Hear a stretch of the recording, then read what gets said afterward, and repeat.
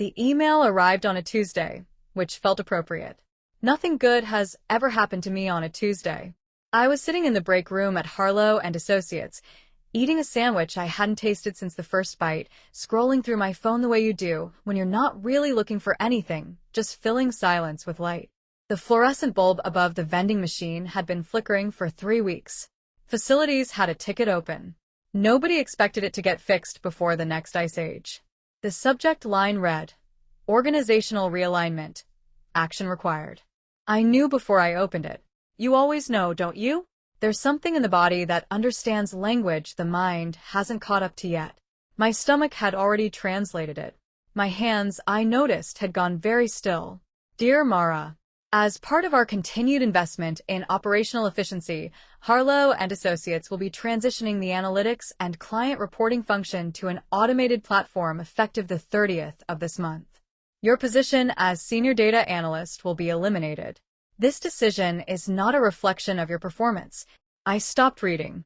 Outside the break room window, which looked out not onto anything beautiful but onto the gray concrete wall of the adjacent parking structure, a pigeon was sitting on the ledge doing absolutely nothing. Just existing. Just being a pigeon, unbothered, unaware that somewhere in this building a woman was reading the word eliminated with her turkey sandwich going stale in her hand. I envied that pigeon more than I have ever envied anyone. I had worked at Harlow for 9 years. 9 years is a particular kind of time. It's long enough to have watched 3 rounds of interns become full-time staff, long enough to have seen 2 CEOs and 1 very public scandal involving an expense account and a boat in Monaco. Long enough to have accumulated 4 different coffee mugs in the cabinet with my name on the masking tape, 1 from each team I'd been moved through, a little archaeology of who I'd been in this building. I was 34 years old, and I had spent a quarter of my life giving this company clean numbers. I was good at it. I want to be honest about that. I wasn't just competent. I was genuinely, quietly exceptional. I had a way with data the way some people have a way with music. I could look at a spreadsheet the way a pianist looks at sheet music, not just reading it but hearing it, catching the one note that was wrong 3 bars before anyone else noticed the melody had gone off. I found the errors. I caught the discrepancies. I built models that predicted client churn 6 months before it happened, and twice, those models had saved accounts worth more than most people earn in a decade. And they'd replace me with software. Not even a competitor. Not a smarter human. Software. I finished my sandwich. I threw away the wrapper. I washed my hands at the little sink in the corner, dried them on a paper towel, and walked back to my desk. I sat down. I put my headphones in. I pulled up the platform they'd named in the email, the one taking my place, and I started to read. It was called ARIA, Automated Reporting and Intelligence Architecture. Someone had worked very hard on that acronym, and I hope they were proud of themselves. ARIA had been sold to the company 6 months ago by a firm out of Boston called Meridian Analytics.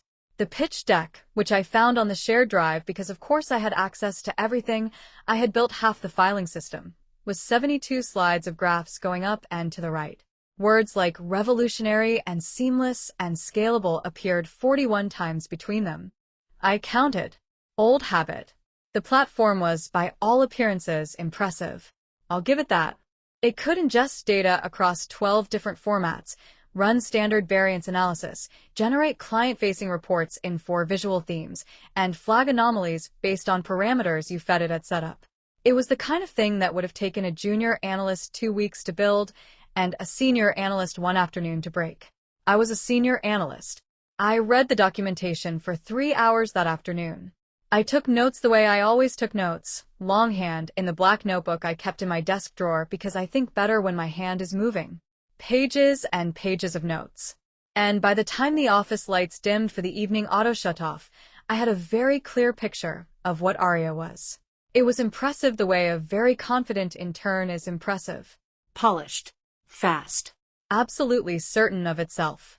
And absolutely certain of itself in exactly the wrong places. I saw it at page 47 of the technical documentation. A small thing.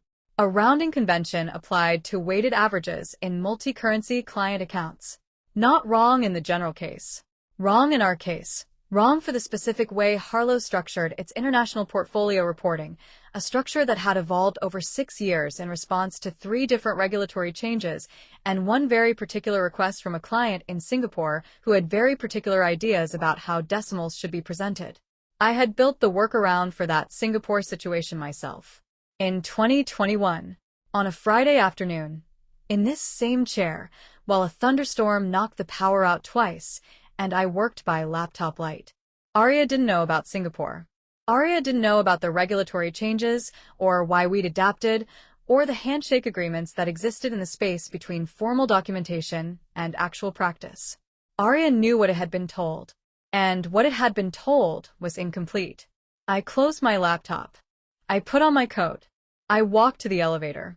In the lobby, the security guard, a man named Desmond who had been there longer than I had and who brought his own hot sauce to work in a little insulated bag, looked up from his desk and said, "Night, Ms. Mara." "Night, Desmond," I said. And I thought, I'm going to take this thing apart. They gave me 30 days. 30 days to transition knowledge, which is corporate language for please document everything you know so we can pretend we don't need you. I was assigned a meeting with a woman from Meridian Analytics named Priya, who wore very good blazers and spoke about ARIA with the specific brightness of someone who has drunk deeply from a particular Kool-Aid and found it genuinely delicious. The platform learns, Priya told me in our first call. That's the beauty of it. You feed it your historical data, and it adapts. What's the learning model? I asked. A small pause. It's proprietary. I understand that. But is it supervised or unsupervised? What's the retraining cycle? What are the edge case protocols? Another pause, slightly longer. I can get you the technical sheet. She sent me a PDF that answered none of those questions but did contain 3 more graphs going up and to the right. I spent the first week doing what they'd asked, documenting my workflows, mapping the data architecture, writing transition guides. I did it carefully and completely. That's the thing about me. I don't do things poorly out of spite. I did the work with the same precision I always had. I wrote 37 pages of documentation. I recorded 6 hours of walkthrough videos. I built a reference library of edge cases, every edge case I had encountered in 9 years, cataloged and explained, including Singapore.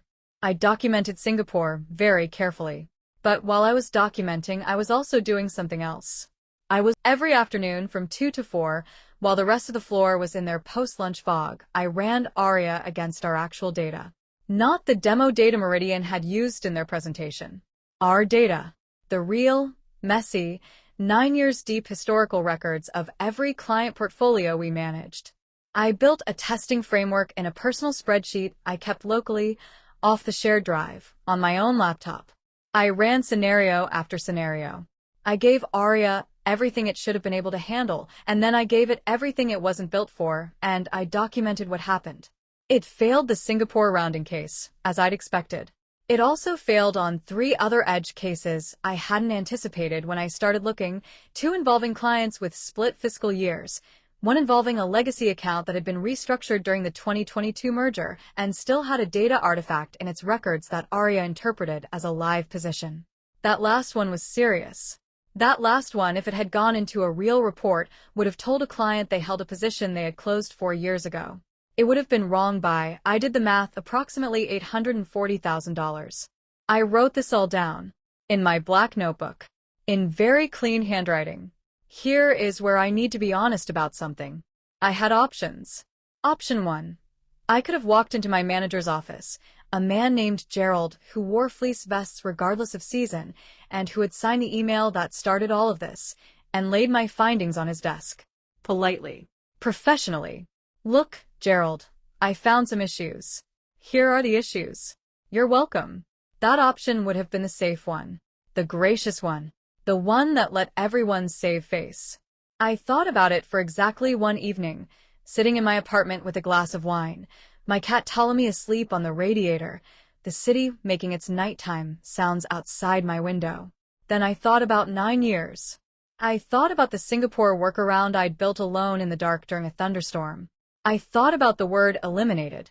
I thought about how they hadn't asked a single person in my department whether ARIA could actually do what they needed it to do. They'd bought 72 slides and graphs going up to the right, and they'd signed a contract, and then they'd sent a Tuesday email. I thought about all of that. And then I chose option 2. Option 2 was more patient. I spent the next 2 weeks continuing my documentation work, visibly, cheerfully, the model of a gracious, outgoing employee. I accepted my transition bonus without complaint.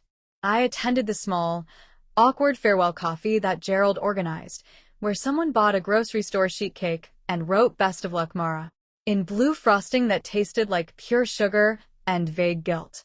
I smiled. I ate the cake. I meant some of the smiles. And the whole time I was building something. A report. Not an internal memo. Not a complaint filed to HR.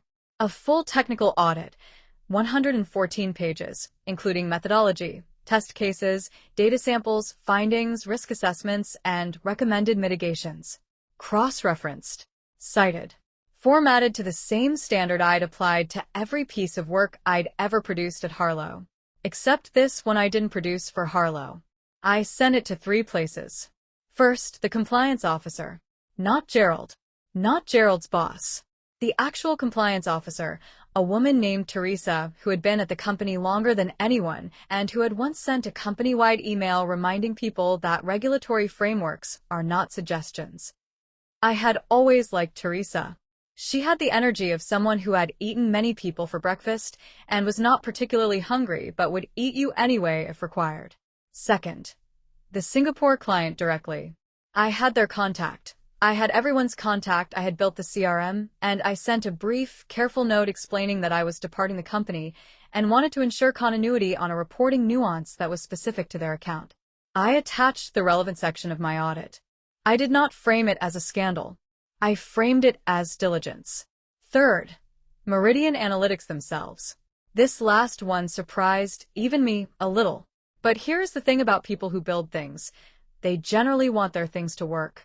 Priya, for all her blazers and Kool-Aid, had genuine pride in ARIA. I wrote to her directly, not to the company generally, to her, personally, with the technical findings laid out clearly and without malice. I told her the platform had real potential. I told her exactly where it fell short. I told her the Singapore issue specifically, with the exact data structure that caused it and what a fix would look like. I pressed send on all 3 emails on my last day, at 4:47 p.m., 13 minutes before the building locked down for the evening. Then I went home. For 4 days, nothing happened. I cleaned my apartment. I reorganized my bookshelf by color, then reorganized it back by author because the color system bothered me more than I'd expected. I took long walks. I let Ptolemy sit on my chest in the mornings while I drank coffee and watched the light change on the building across the street. I updated my resume. I applied for 3 positions. I slept more than I had in years and felt guilty about it in a way that I eventually recognized was just the phantom limb of a schedule that no longer existed. On the 5th day, Teresa called me. Not emailed. Called. Mara, she said, and her voice had a particular quality I recognized from meetings where budgets were being discussed. I need you to walk me through this document. We were on the phone for 2 hours. She asked precise questions. I gave precise answers. She did not express alarm. Teresa was constitutionally incapable of expressing alarm, I think, but at one point she asked me to repeat the figure on the legacy account discrepancy, and when I repeated it she was quiet for a moment in a way that said everything. When did you identify this? She asked. Week 2 of my notice period. Another pause. And you documented it fully. 114 pages, I said. Plus appendices. There was a sound that might, from a different person, have been a laugh. From Teresa, it was something more like a very small, controlled exhale. I'll be in touch, she said. She was in touch. The Singapore client responded to my email before Teresa did, actually. Their CFO, a man named Edmund Tan, who I had met twice in person and exchanged maybe 40 emails with over 6 years, sent a reply that was brief and measured and contained the words deeply concerned and immediate review. He had forwarded my note to their own compliance team within hours of receiving it. When a client with a portfolio that size says deeply concerned to a financial services firm, things move. Things moved. I heard about it secondhand, then thirdhand, Then through a former colleague named Danny, who had survived the realignment and who texted me a series of messages over 3 days that went in sequence. There is a thing happening here. Gerald has been in Teresa's office for like 4 hours. They froze the ARIA rollout. Mara. They froze the ARIA rollout. Are you okay? Also, you are kind of a legend right now. I read those texts sitting on my kitchen floor because I'd been reorganizing a low cabinet and hadn't bothered to stand up when my phone buzzed. Ptolemy was sniffing the inside of a saucepan with great seriousness. I felt something that I couldn't name precisely, not triumph, exactly. Not satisfaction, though there was some of that. Something more complicated. A little sad around the edges. The kind of feeling that comes when you've been right about something you genuinely wished you'd been wrong about. I texted Danny back. I'm good. Thanks for telling me. Then I sat on the kitchen floor for a little while longer, and Ptolemy came and sat next to me. The unexpected piece was Priya. She responded to my email 10 days after I sent it, which I hadn't been sure she would. Her reply was long. Longer than I expected, more personal than I expected. She said she'd taken my findings to their technical team immediately. She said 2 of the issues I'd identified were already being patched. She said the Singapore rounding case had revealed a broader flaw in how the platform handled certain multi-currency conventions, and that they were rebuilding that module entirely. And then she said something that surprised me. She said, "We built ARIA to be good. We thought it was. We should have tested it the way you tested it, with real dirt, not clean demo data. If you're open to it, I'd like to talk." I sat with that email for a day before I replied. Because here's the thing about being angry, and I was angry, I want to be honest about that. Underneath the professionalism and the clean documentation and the grocery store sheet cake, I was genuinely, quietly furious. Not at Priya. Not really at Meridian. At the easy assumption. At the 72 slides. At the idea that 9 years of understanding could be packaged up in a PDF and handed over to something that had never been in the room during the thunderstorm, that had never built a workaround on a Friday afternoon, that had never looked at a number and felt that it was wrong before it could explain why. But anger is only useful for so long. After that, it's just wait. I replied to Priya. We talked. She was sharper than the blazers had suggested, which I should have anticipated. The blazers were armor, I think. She'd been the only woman in her engineering cohort at the company that built ARIA and had been handed the sales role not because she was less technical but because she was better with people, and she'd been trying to get back to the technical side for 2 years. We talked for 3 hours on a Wednesday afternoon, and at the end of it she said, "I want to be honest with you. We need someone who tests like you test. Not a QA engineer. We have QA engineers. Someone who understands how real-world financial data actually behaves. Someone who can break our assumptions." "A red team," I said. "Yes." I looked out my apartment window. The building across the street. The same light I'd been watching for days, changing the way light always changes, slowly, then all at once. "Tell me about the role," I said. "I want to be clear about something because I think stories like this sometimes get told as if they're about revenge, and this one isn't. Or it's not only about that. Revenge implies you want the other thing to fail, and I didn't actually, not ARIA, not Meridian, not even Harlow, though I had some feelings about Gerald that I worked through in a journal and a few very good therapy sessions. What I wanted was for the work to be done right. That's all I'd ever wanted. 9 years of it. The rounding conventions and the edge cases and the Friday thunderstorm workarounds, all of it in service of that same thing. Clean numbers. True numbers. Numbers you could trust. ARIA could do most of what it claimed to do. The platform wasn't the problem. The problem was the space between what a platform can learn and what a person knows. The 9 years of why, the accumulated scar tissue of every workaround and exception and handshake agreement that doesn't live in any documentation because it was never written down, because it lived in the head of the person who was there when it happened. You can't automate that. Not entirely. Not yet. What you can do is build something that knows its own limits, something that flags the edges of its confidence rather than rolling past them with great cheerful certainty. That's what Priya's team was trying to build, and what they'd been missing was someone who knew where the edges were. I knew where the edges were. I started at Meridian 4 months after my last day at Harlow. Red team lead, A title I'd negotiated carefully, because titles matter even when you tell yourself they don't.